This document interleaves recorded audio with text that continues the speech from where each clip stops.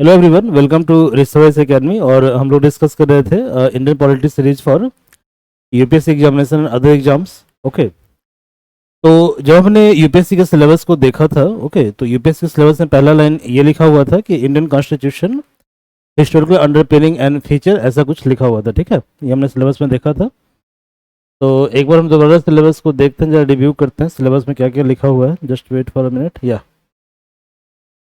ये आपको क्लियर दिखने रहा होगा। ठीक है, तो क्या लिखा हुआ है यहाँ पे? लिखा हुआ है इंडियन कॉन्स्टिट्यूशन हिस्टोरिकल अंडरपिनिंग। इस पार्ट को हम लोग कवर कर चुके हैं। ठीक है, इवोल्यूशन ये भी हम कवर कर चुके हैं, और अब हम लोग कवर कर रहे हैं फीचर्स। ठीक है, तो ये जो लिखा हुआ है कि इंडियन कॉन्स्टिट्यूशन और फीचर्स, इसमें क्या क्या पढ़ना है इसको जरा आप देख लीजिए पहले। तो यहाँ पर हमें पढ़ना है प्रियम्बल के बारे में कि प्रियम्बल क्या होता है। तो प्रियम्बल जनरली क्या है? प्रियम्बल प्रीफेस है। प्रीफेस का मतलब होता है किसी बुक का सारांश या समरी, ठीक है, या किसी बुक का introduction, that is called preamble. ठीक है, तो प्रियम्बल क्या है? प्रियम्बल जो है बुक का सारांश है। ठीक है, इसके अलावा इसमें आपको पढ़ना है आर्टिकल नंबर 1 to 5, ये इंडिया और इसकी टेरिटोरी के बारे में है। फिर आपको पढ़ना है आर्टिकल 5 to 12, मैं यहाँ पे समराइज करवा देता हूँ। ठीक है, तो यहाँ जो आपका सिलेबस है इंडियन कॉन्स्टिट्यूशन, सिलेबस में मेंशन है इंडियन कॉन्स्टिट्यूशन, भारत का संविधान, फीचर्स, क्या क्या इसकी विशेषताएं हैं, फीचर्स। क्लियर है? तो यहाँ पे मेनली हमें डिस्कस करना है प्रियम्बल के बारे में। प्रियम्बल क्या है? तो प्रियम्बल जो है पूरे कॉन्स्टिट्यूशन का इंट्रोडक्शन है। ठीक है, जैसे किसी बुक का क्या होता है? सारांश होता है, प्रीफेस वाला पेज होता है। ओके, और जो प्रीफेस पेज होता है क्या होता है? पूरे बुक की समरी होती है, वही चीज़ प्रियम्बल है। प्रियम्बल के बाद आपको पढ़ना है India and it's territory. India and it's territory, तो यहाँ पे हमें पढ़ना है कि कैसे स्टेट का रीऑर्गेनाइजेशन हुआ था। जैसे कि इंडिया हमने पढ़ा था कि इंडिया में दो तरह का स्टेट था, पहला था प्रिंसेस स्टेट और सेकंड था आपका ब्रिटिश इंडिया। ठीक है, तो इन दोनों स्टेट का कैसे इंडिया के अंदर विलय हुआ था, कैसे इंडिया के अंदर ये मर्ज हुआ था, इसके बारे में पढ़ना है। ठीक है, फिर हमें इसमें पढ़ना है कि जो इंडिया है इसमें स्टेट का मतलब क्या होता है, टेरिटोरी का मतलब क्या होता है।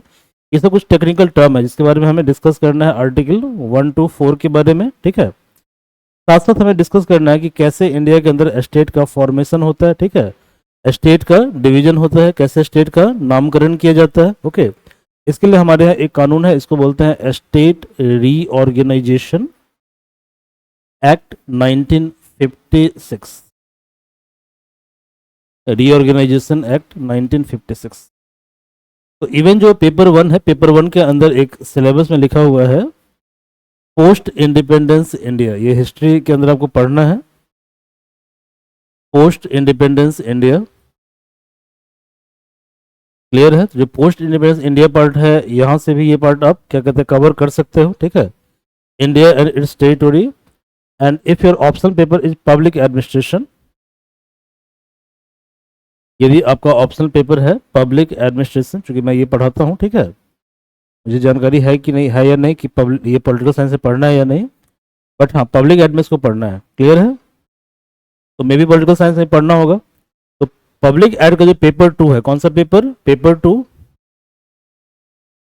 पेपर 2, यहाँ भी इस टॉपिक को हमें कवर करना है। ठीक है, यानी ये कॉमन टॉपिक है। It is common topic in Indian polity, it is common topic in history, post independence history, जो जीएस पेपर 1 का सिलेबस है। पेपर 2 और जीएस पेपर 1।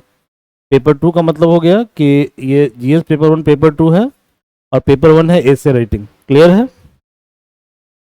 ठीक है, तो आर्टिकल 1 to 4 ये पढ़ना है आपको। ये फीचर्स के अंदर आता है। फीचर्स के अंदर आता है फंडामेंटल राइट्स, सॉरी इससे पहले आता है सिटीजनशिप, नागरिकता, सिटीजनशिप।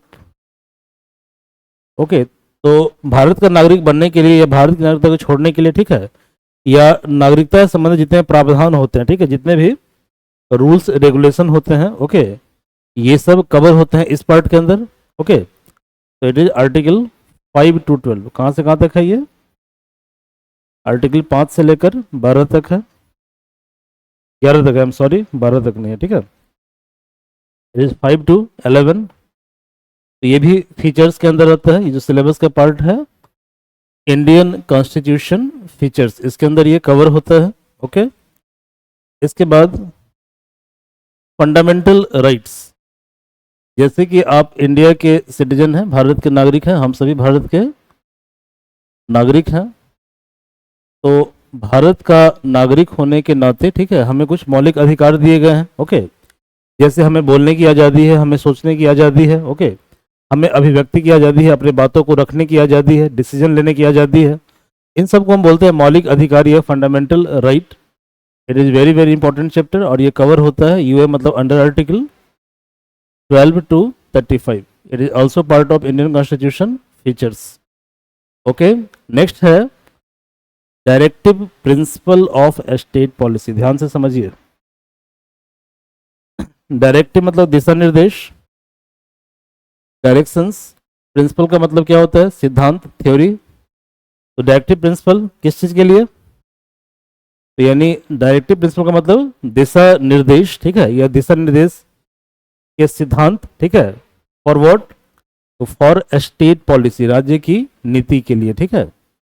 स्टेट पॉलिसी मतलब स्टेट जो पॉलिसी बनाएगा, राज्य जो नीति बनाएगा, उसके लिए क्या क्या डायरेक्टिव्स हैं। ओके, इसको बोलते हैं directive principle of state policy और डीपीएसपी। डीपीएसपी ये कवर होता है अंडर आर्टिकल 36 टू आर्टिकल 51 और फंडामेंटल ड्यूटीज। तो fundamental duty was actually not part of original constitution, ठीक है। इसको 42nd अमेंडमेंट एक्ट के द्वारा, मतलब कि 42वां संविधान संशोधन के द्वारा, क्लियर है, हमारे संविधान के अंदर इसको जोड़ा जाता है फंडामेंटल ड्यूटीज को, ठीक है। जो फंडामेंटल ड्यूटीज है ये कवर होता है अंडर आर्टिकल 51A। मतलब इंदिरा गांधी गवर्नमेंट के द्वारा जो है एक कमेटी का निर्माण किया गया था। इस कमेटी का नाम था स्वर्ण सिंह कमेटी। कौन सी कमेटी थी? स्वर्ण सिंह कमेटी। तो इस कमेटी के रिकमेंडेशन के आधार पर 42nd अमेंडमेंट एक्ट के द्वारा,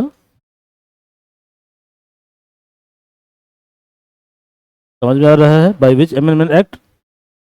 42nd कॉन्स्टिट्यूशनल अमेंडमेंट एक्ट 1976।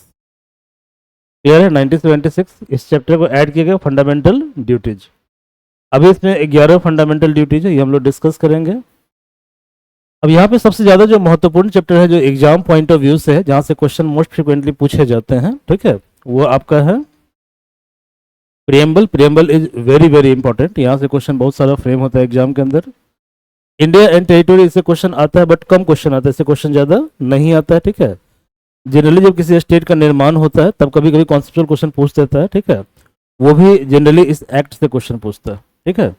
या कभी कभी टेस्ट सीरीज में क्वेश्चन सेट कर देता है कि भाई इस एक्ट के आने के बाद कौन सा स्टेट पहले बना, कौन सा स्टेट बाद में बना। यूपीएससी नहीं पूछा है, ठीक है, बट स्टेट पीसीएस में से, सॉरी, जो टेस्ट सीरीज वगैरह होता है वहाँ पे क्वेश्चन सेट किया जाता है। ओके, अगला क्या है? सिटीजनशिप। तो ये इंपॉर्टेंट है, बट ये भी तभी इंपॉर्टेंट है जब क्या होता है, कुछ अमेंडमेंट होता है। जैसे फॉर एग्जाम्पल जब सिटीजनशिप अमेंडमेंट बिल 2019 आया था, ठीक है, अरब समाज में जब एनआरसी वगैरह हुआ था, तो उस समय यूपीएससी के लिए इंपॉर्टेंट था। यूपीएससी क्वेश्चन पूछा भी, प्रीलिम्स में भी और मेंस में भी, बट अभी इसका रिलेवेंस थोड़ा सा कम है। ओके, लेकिन ये जो चैप्टर है आपका प्रियम्बल, ये सीधा बाहर चैप्टर है, इससे लगभग हर एक साल क्वेश्चन आता है।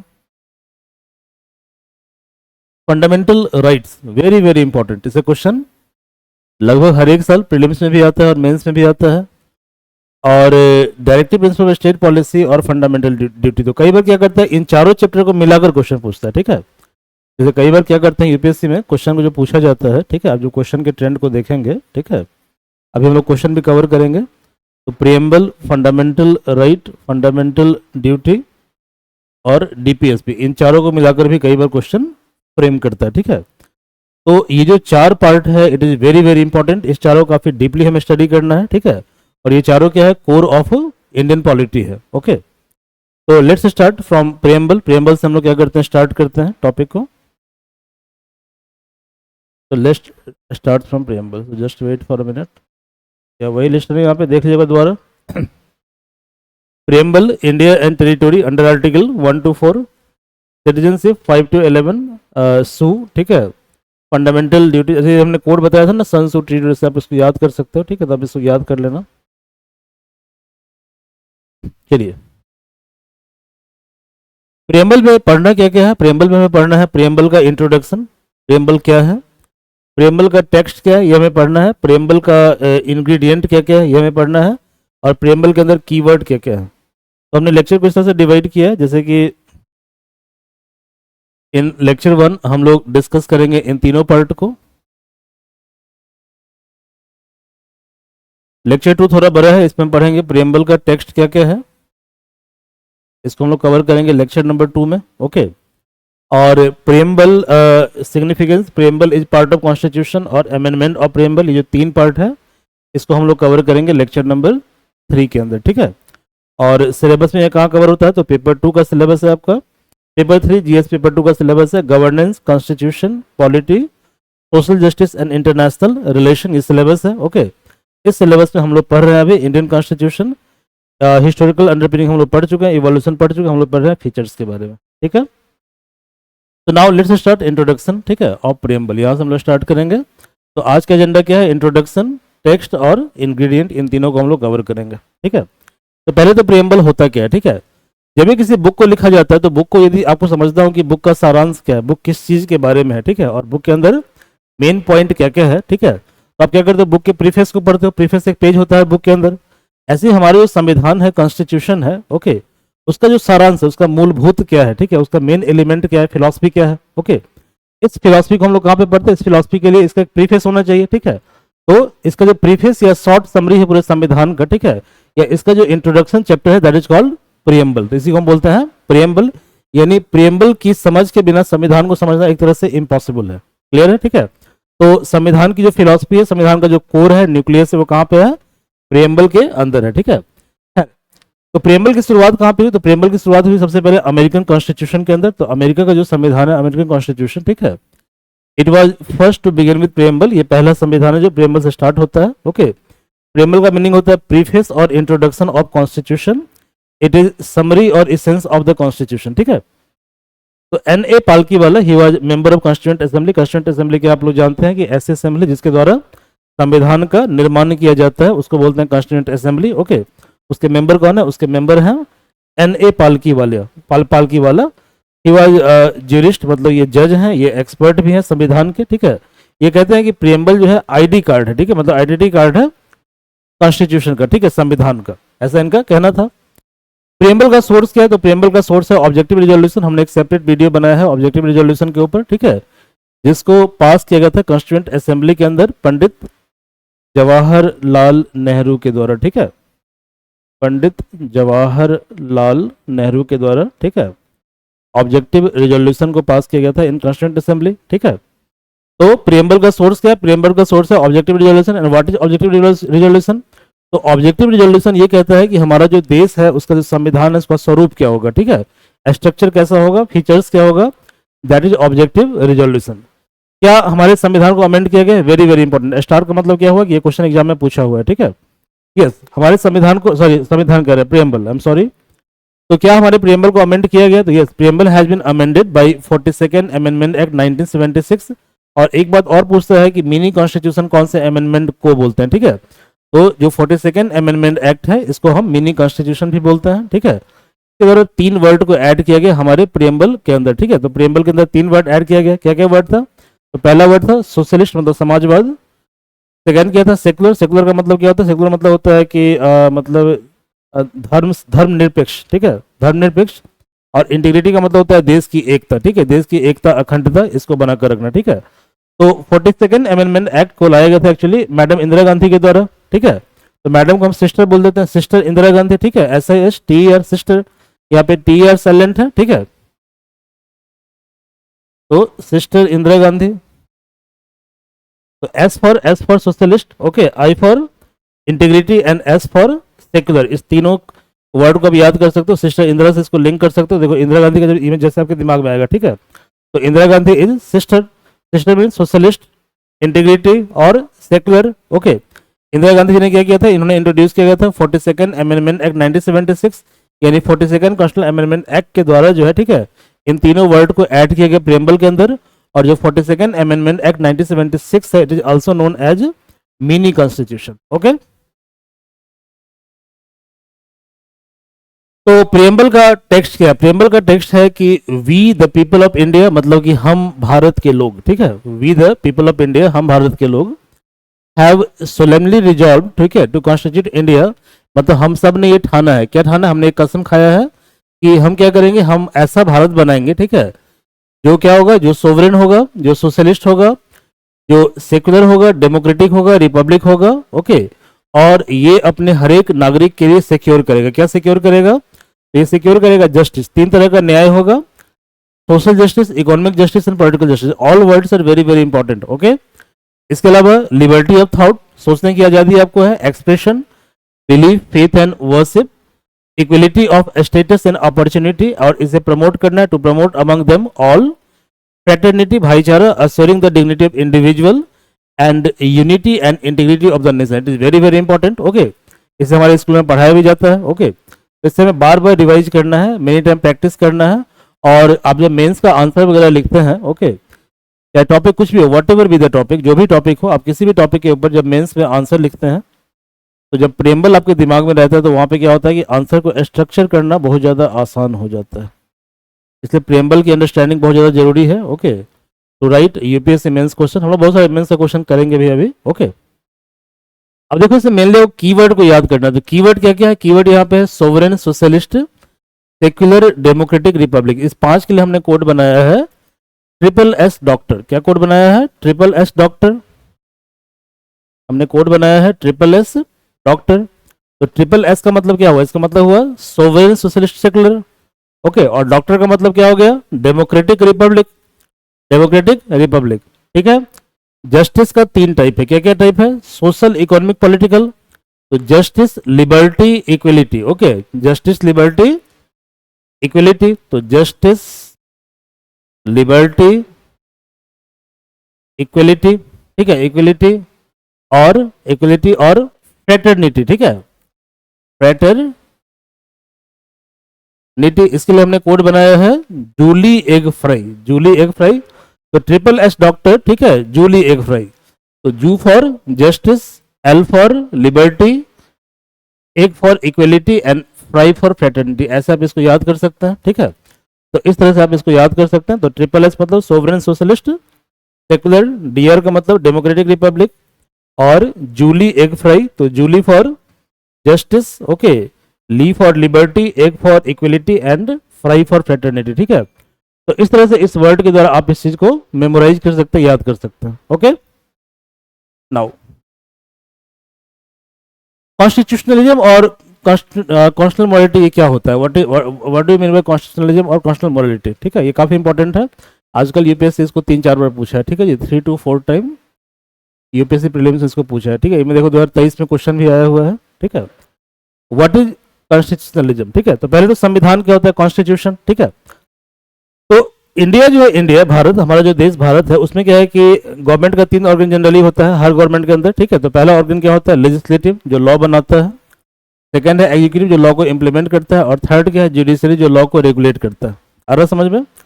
तो मतलब इंडिया के अंदर जो कॉन्स्टिट्यूशन है, भारत का संविधान, ओके, ये इन तीनों को पावर प्रोवाइड करता है। और जो भारत का संविधान है वो क्या है? We the people of India, okay. ये वर्ड बड़ा इंपॉर्टेंट वर्ड है, we the people of India. तो भारत का संविधान क्या है? हम भारत के लोग हैं, क्लियर है, हम भारत के लोग हैं, ठीक है, we the people of India, okay. तो भारत का संविधान बना है पीपल ऑफ इंडिया से, ठीक है। और भारत का संविधान क्या करता है? पावर प्रोवाइड करता है लेजिस्लेटिव ऑर्गन को, एग्जीक्यूटिव ऑर्गन को और जुडिशरी को, यानी सोर्स ऑफ पावर इन तीनों के लिए कौन है? कॉन्स्टिट्यूशन, ठीक है। तो व्हाट इज कॉन्स्टिट्यूशनलिज्म, ठीक है। तो इट इज बेसिक फ्रेमवर्क जिसके ऊपर सरकार क्या करता है? ऑपरेट करता है, काम करता है, ओके। तो जो पावर ऑफ गवर्नमेंट होता है, या गवर्नमेंट का जो ऑर्गन है, ये 3 ऑर्गन है, ठीक है, that are restricted by the constitution. इसका मतलब क्या हुआ? इसका मतलब ये हुआ कि जो लेजिस्लेटिव है, एग्जीक्यूटिव है और जुडिशरी है, ठीक है, इन तीनों के पावर के ऊपर रेगुलेशन है इसके द्वारा, संविधान के द्वारा, ठीक है। तो संविधान क्या करता है? संविधान इनके दायरे को फिक्स करता है, इनके लिमिट को फिक्स करता है। फॉर एग्जाम्पल, फंडामेंटल राइट है freedom of speech and expression, okay. तो सरकार जब किसी कानून के द्वारा आपके freedom of speech and expression को, ठीक है, एब्रोगेट करने की कोशिश करती है, रोकने की कोशिश करती है, तो इस केस में हमारे यहाँ एक प्रोविजन है, that is called provision of judicial review, ठीक है। ये आर्टिकल नंबर 13 है, तो हम आर्टिकल के पचड़े भी नहीं पढ़ते हैं, ठीक है। तो जुडिशियल रिव्यू के द्वारा जो है आप कोर्ट के पास जा सकते हैं और कोर्ट के पास आप क्या कर सकते हैं, उस लॉ को चैलेंज कर सकते हैं, ठीक है। इसका मतलब क्या हुआ, इसका मतलब ये हुआ कि लेजिस्लेटिव का जो अथॉरिटी है, ठीक है, जो अथॉरिटी ऑफ एग्जीक्यूटिव है और जुडिशरी है, इस सबको क्या किया गया है, एक बाउंड्री के अंदर फिक्स कर दिया गया है, ठीक है। यानी they can not cross that boundary और लिमिट, ठीक है। और ये कौन डिसाइड करता है, डिसाइड करता है कॉन्स्टिट्यूशन। तो कॉन्स्टिट्यूशन क्या है, कॉन्स्टिट्यूशन से बना है, कॉन्स्टिट्यूशनलिज्म जो बना है वो बना है कॉन्स्टिट्यूशन से, ठीक है। तो कॉन्स्टिट्यूशनलिज्म एक कॉन्सेप्ट है जो क्या करता है, सरकार के पावर के ऊपर रेगुलेशन लगाता है, यानी सरकार के पावर को रोकता है, ठीक है। क्लियर है, मतलब रोकता नहीं है, मतलब सिंपली रेगुलेट करता है, ठीक है। सरकार क्या करे, सरकार वर्क करे according to constitution, according to their defined domain, and that domain has been defined by the constitution. Okay, so it is a concept of, जैसे concept of judicial review, due process of law, ठीक है। ये हम पढ़ेंगे article 21 के अंदर कि due process of law क्या होता है, ये भी मेंस में क्वेश्चन पूछा है, ठीक है। और इवन प्रीलिम्स में रिसेंटली क्वेश्चन पूछा है कि what is due process of law, what is judicial review, हर एक वर्ड कॉन्सेप्ट है, समझे बात को। रूल ऑफ लॉ, ये क्वेश्चन कई बार पूछा है, डाइसी ने इस कॉन्सेप्ट को दिया था, ठीक है। तो जो ड्यू प्रोसेस ऑफ लॉ है वो ये कहता है कि इवन यदि लॉ को बनाया जाता है लेजिस्लेटिव के द्वारा, ठीक है, और लेजिस्लेटिव का इंटेंट गलत है, ठीक है, मतलब उसका जो भावना है वो गलत है, ठीक है, आ रहा समझ में। तो इस केस में लॉ क्या होगा, नल एंड वाइड होगा according to due process of law. ये हम पढ़ेंगे ब्रीफ में आर्टिकल 21 के अंदर। आर्टिकल 14 में हम पढ़ेंगे रूल ऑफ लॉ के बारे में, आर्टिकल 13 में हम पढ़ेंगे जुडिशियल रिव्यू के बारे में, ठीक है। तो जुडिशियल रिव्यू क्या होता है कि यदि कोई लॉ फंडामेंटल राइट को वायलेट करता है, ठीक है, और वायलेट करता है इंपॉर्टेंट प्रोविजन ऑफ कॉन्स्टिट्यूशन को, then on that ground, okay, that law can be challenge before judiciary, and judiciary will struck that law, और judiciary will clear that law null and void, that is called judicial review, ठीक है। Due process of law क्या होता है कि even जो legislative है, ठीक है, इसके द्वारा लॉ जो बनाया गया है, ओके, तो लॉ को बनाने की प्रक्रिया में जो पूरा प्रोसेस होता है कि एक मतलब लॉ का ड्राफ्टिंग हुआ, ठीक है, फिर पार्लियामेंट के अंदर डिबेट हुआ, फिर वहां पे जो है आपका वोटिंग हुआ, वोटिंग के द्वारा बिल पास हो गया, ठीक है, प्रेसिडेंट ने साइन भी कर दिया बिल को, ठीक है, और बिल क्या बन गया, एक्ट बन गया। फॉर एग्जांपल हम लोग पढ़ेंगे मेनका गांधी केस के बारे में, ठीक है, एक पासपोर्ट एक्ट को लेकर केस था, इस केस को हम लोग ब्रीफली डिस्कस करेंगे आर्टिकल 21 जब हम पढ़ेंगे पासपोर्ट एक्ट, ओके, जब हम लोग पढ़ेंगे article 21 of fundamental right, okay. तो यदि इवन पूरे प्रोसेस को फुली ड्यूली फॉलो करते हुए लॉ को पास किया गया है, ठीक है, लेकिन उसका इंटेंट गलत है, ठीक है, उसकी भावना क्या है, गलत है, ठीक है, यह law is against natural justice, ठीक है। तो under due process of law that law can be declared null and void using the power judicial review, ठीक है। रूल ऑफ लॉ क्या होता है, ये कहता है कि in the I of law everyone is equal, और इस कॉन्सेप्ट को दिया गया था डाइसी के द्वारा। तो आर्टिकल नंबर 14 जो फंडामेंटल राइट का है, इसको हम लोग आगे पढ़ेंगे, ये बताता है ड्यू प्रोसेस ऑफ लॉ के बारे में। अब यहाँ पे एक प्रश्न देखिए, 2023 में एक क्वेश्चन आया है कि which one of the following statement, इसमें से कौन सा वाक्य है या स्टेटमेंट है, ठीक है, जो रिफ्लेक्ट करता है the main purpose of constitution of the country, मतलब किसी देश का जो संविधान होता है, ओके, उसका जो मेन पर्पस है वो क्या होता है। तो पहले स्टेटमेंट यहाँ पे दिया हुआ है कि determine the objective for the making of essential law, ठीक है, यानी कि लॉ बनाने का आधार क्या है, ठीक है, इसके बारे में बात करेगा। It enable the creation of political office and government, यानी कि जो पॉलिटिकल ऑफिस क्रिएट होता है या गवर्नमेंट का निर्माण होता है, इसके बारे में ये बात करता है। It define and limit the power of the government, ठीक है, ये क्या करता है कि गवर्नमेंट का जो पावर है, ठीक है, उसको डिफाइन करता है और उसके लिए एक बाउंड्री को तय करता है, तो ये भी राइट है। It secure social justice, social equality and social security, तो ये भी राइट है। तो यूपीएससी जनरली क्या होता है कि चारों ऑप्शन लगभग काफी क्लोज होता है, समझ में आ रहा है, ठीक है, बट जो इसका मोस्ट सुटेबल आंसर होगा वो क्या होगा, वो ये होगा कि संविधान का मेन पर्पस ये है कि सरकार के ऊपर क्या करना, रेगुलेशन लगाना, ठीक है। तो रेगुलेशन का मतलब क्या होगा कि सरकार के पावर को डिफाइन करना, ठीक है, और सरकार क्या करे यदि पावर के लिमिट को ब्रिच कर रहा है, ठीक है, तो इस केस में सरकार के पावर के ऊपर लिमिट को लगाना, ठीक है। दैट्स वाई इसका जो मोस्ट अप्रोप्रिएट आंसर होगा वो क्या होगा, आंसर नंबर सी होगा। तो सी राइट आंसर है, 2023 में क्वेश्चन पूछा है ये। चलिए, तो प्रियम्बल का इंग्रेडिएंट क्या क्या है, तो प्रियम्बल का जो इंग्रेडिएंट है, ठीक है, इंग्रेडिएंट का मतलब होता है कि सोर्स, ठीक है, तो source of authority of constitution है प्रियम्बल, ठीक है। तो कॉन्स्टिट्यूशन क्या करता है कि अपने अथॉरिटी को डिराइव करता है from we the people of India, ठीक है, we the people of India, आ रहा है समझ में। तो we the people of India का मतलब क्या हुआ कि डेमोक्रेटिक पावर,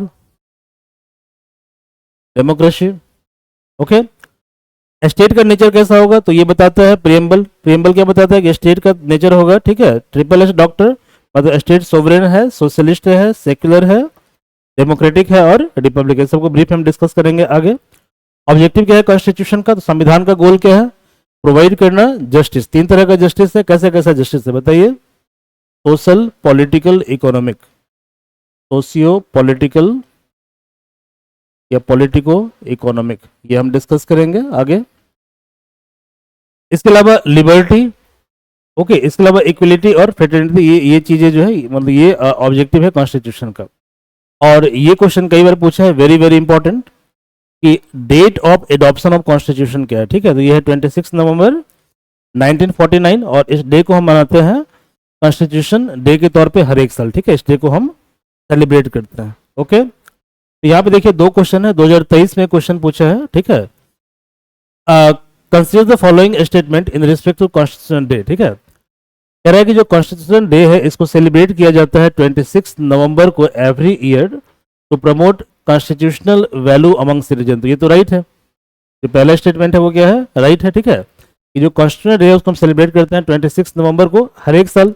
और उसका पर्पस क्या होता है, उसका पर्पस ये होता है कि जो कॉन्स्टिट्यूशनल वैल्यू है, संवैधानिक वैल्यू है, triple S doctor, Julie egg fry, ठीक है, इसके बारे में लोगों को अवेयर करना, ठीक है, सिटीजन को अवेयर करना। ओके, ऑन 26 नवंबर 1949, ठीक है, the constituent assembly of India set up a drafting committee under the chairmanship of doctor B R Ambedkar to prepare a draft constitution of India. तो ये तो गलत स्टेटमेंट है, ठीक है, जो ड्राफ्टिंग कमेटी थे तो बहुत पहले बन गया था ना, ये तो हम लोग इससे पहले वाले वीडियो में पढ़ा था ड्राफ्टिंग कमेटी के बारे में, ठीक है। यानी इस डे को क्या हुआ था कि इस डे को हमने अपने कॉन्स्टिट्यूशन को एडॉप्ट किया था, क्या किया था, एडॉप्ट किया था, ठीक है, तो ये स्टेटमेंट गलत हो गया। तो स्टेटमेंट 2 गलत है, बट स्टेटमेंट 1 क्या है, राइट है, ठीक है।